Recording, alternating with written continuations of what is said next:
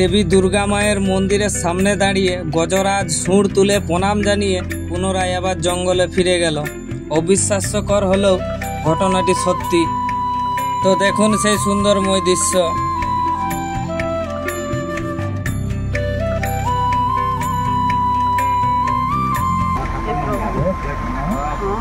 प्रभु भगवान से शरण पशु कष्ट है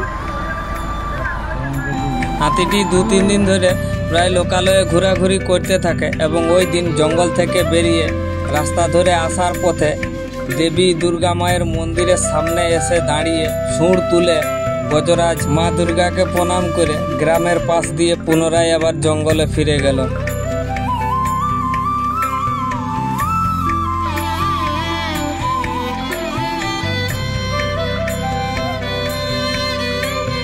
এই সুন্দরময় দৃশ্য দেখা গিয়েছে উড়িষ্যার ঢেনকানাল জেলার ভুবন বন বিভাগের অন্তর্গত বানসকোনা গ্রামের কাছে দুর্গা মন্দিরে।